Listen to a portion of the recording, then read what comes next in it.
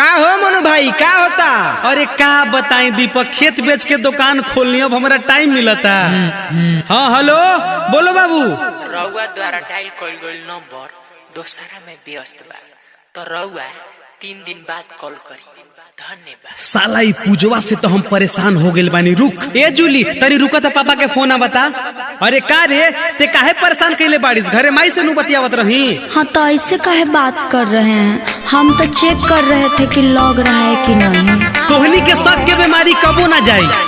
नहीं जानू, मैं शक नहीं कर रही थी, सॉरी। डीजे गोलू बाबू टू भाई, डीजे गोलू बाबू टू भाई, डीजे गोलू बाबू, डीजे गोलू बाबू टू भाई। 2 बीघा रे खेत बेच के खोलनी दुकान मोबाइल के, खेसारी के फोटो लगाया हूँ अपना प्रोफाइल पे। 2 बीघा रे खेत बेच के खोलनी दुकान मोबाइल के, खेसारी के फोटो लगाया हूँ अपना प्रोफाइल पे। लड़की पटाना अब तो इजी हो गया है, लड़की पटाना अब तो इजी हो गया है। आजकल बाबू, ओए आजकल बाबू मेरा बिजी हो गया है, आजकल बाबू मेरा बिजी हो गया है। तो तुम हमको एग्रीमेंट साइन करवाई हो? बाबू जरा पिछला भी बात याद करो। क्या? देखो तो ये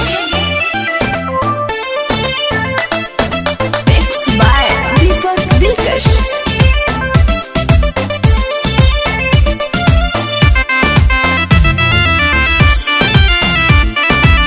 अरे चल हट यार, मुझे फर्क नहीं पड़ता।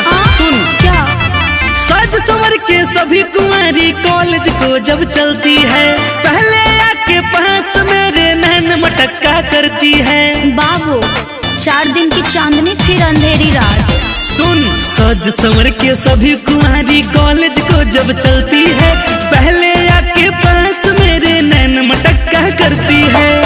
पहले था लोकल अब तो डीजे हो गया है, पहले था लोकल अब तो डीजे हो गया है।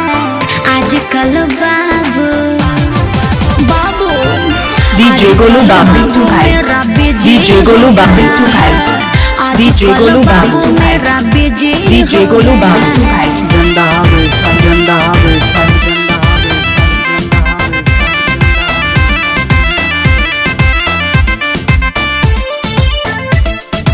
अरे छोड़ो, तुम्हारे जैसी कितनी आई कितनी गई, मुझे कुछ फर्क नहीं पड़ा।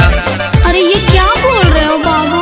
1 नहीं 2 4 नहीं 10 गुमाल पटाया हूँ, कोई नहीं है तेरे सिवा, सबको यही बताया हूँ। अच्छा ज्यादा उड़ो मत, समझा ना? क्यों नहीं उड़े? 1 नहीं 2 4 नहीं 10 गुमाल पटाया हूँ, कोई नहीं है तेरे सिवा, सबको यही बताया हूँ।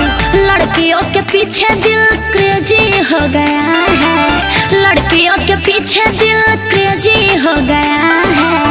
आजकल बाबू डीजे गोलू बाबू टू भाई, डीजे गोलू बाबू टू भाई, डीजे गोलू बाबू टू भाई, डीजे गोलू बाबू टू भाई। मेरा बिजी हो गया है। अरे साला, ये तो हमारा नंबर हो। अरे साला चुतिया, ये 10 गो में से 1 गो ओकर बहिन हिया। साला तू जौने थाली में खाता है वही थाली में छेद करता है। मार मार मार मार। अरे अरे बहुत कुत्ता है, मारा चप्पल से, हरामी को। हमरा मार के कपार कन फोड़ देबे। अरे तर यार नु रे, गलती हो गई, सॉरी।